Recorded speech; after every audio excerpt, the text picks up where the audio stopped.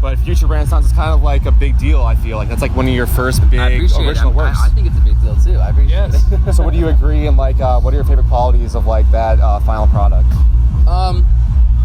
Future Renaissance is important to me just because it feels very nostalgic and it feels reminiscent of our early music and like how we got started, and it just felt very like I don't know. Throughout the years, we've tried a bunch of different genres and worked with a bunch of different types of artists, whether it's like a hip hop artist or an alternative artist or a rock artist or whatever. So it was nice to kind of go back to the sound that we started with and kind of experiment with a new version of that. Yeah. Yeah, we kind of started, we came from a songwriting background. Trevor used to be in a singer-songwriter project actually called Plug in Stereo. So we were like, oh, we want to do like electronic music, but like base it around the songs and do like live instrumentation and all that. So one of the songs we did called Go to Hell, we actually did with our good friend Jackson Foote, who wrote on No Promises, and he wrote on, what other songs did he write on? On My Life, a couple other ones I'm blanking on. So he's a good friend of ours. Yeah, it's cool to like collaborate with some of the like OG writers we worked with from like the beginning, and then we recorded like live piano on it, and we got Kenny G on a record to record like live sax. That one's like a hard instrument to fake.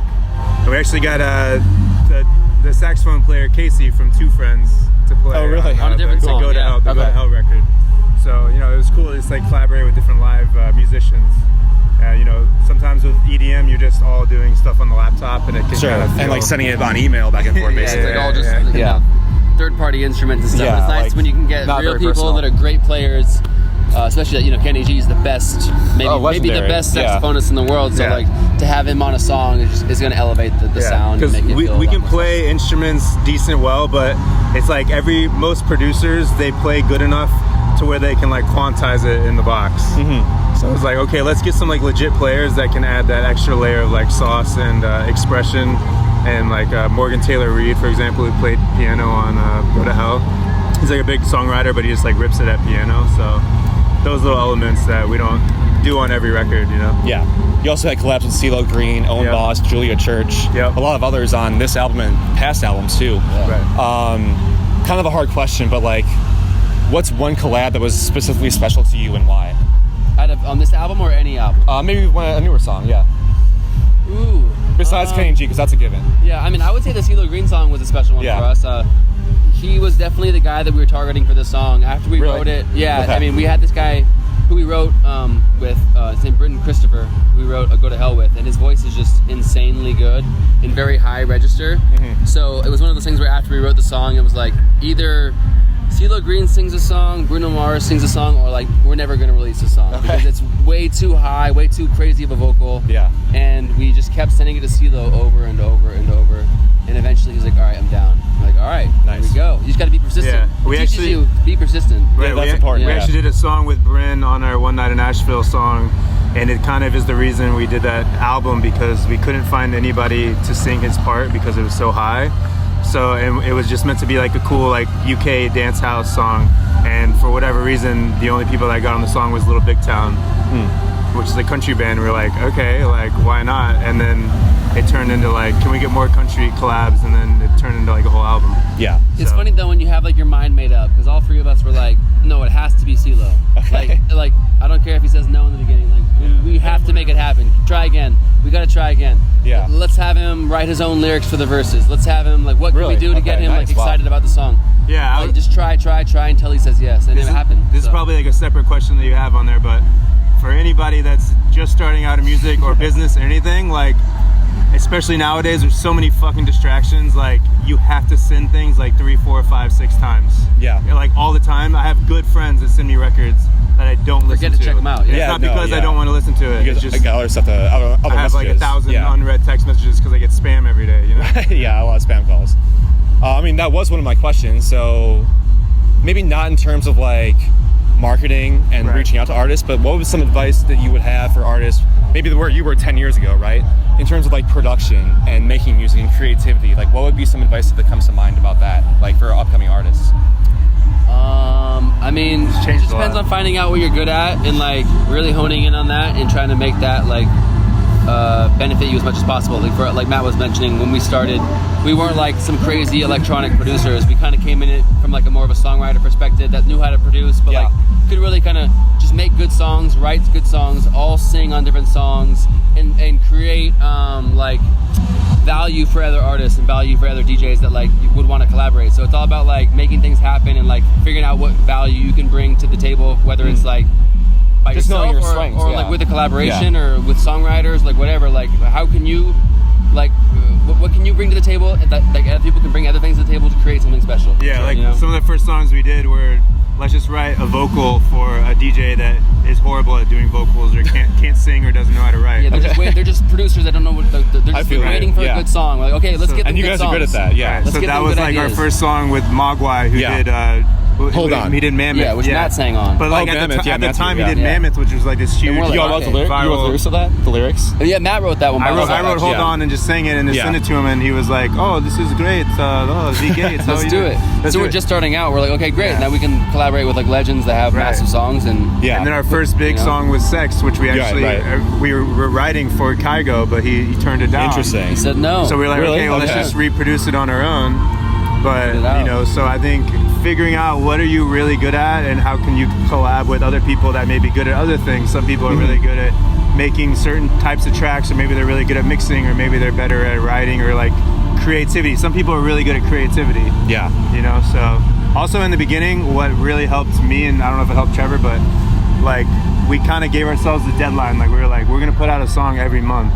Okay. Because otherwise we would have overthink it. Like we would have tried to do like 10 versions of the same song and trying to perfect it, and then you end up spending like too much time. Like and then it just sounds like shit to you. Yeah, tweaking like a synth or something. You can't overthink it. Right. So I don't know. I think if you're like just starting out, maybe like I need to make a song like once a month, put yourself on a deadline. Whatever the fucking quota is that makes sense for you, and then you can get better over time and faster as well. You mentioned Hold On and Sex, like two of your first biggest records, and like Let Me Hold You and some other songs on Spinnin' Records back in the day, right? So I'm a big fan of that era of Spinnin' Records and Spinnin' Deep. Me too, man. How do you think that era shapes your sound and what you make today?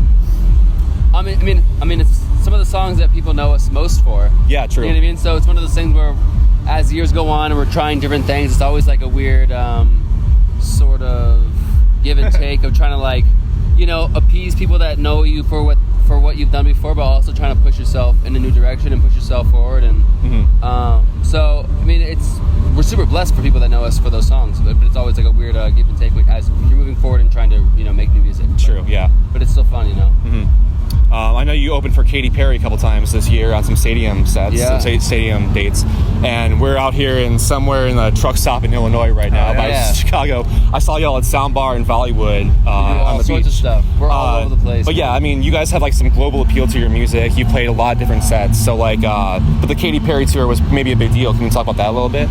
Yeah, for sure. I mean, being able to anytime you play an arena, I mean, that's a special occasion for sure. That you walk out and there's just 20,000 people. Most of our crowds are 21 and up, so I'm pretty sure that was all ages. There's definitely like 10-year-olds there and 11-year-olds. So it's a good opportunity. It's kind of weird because we did No Promises, which was like probably our biggest radio song, right?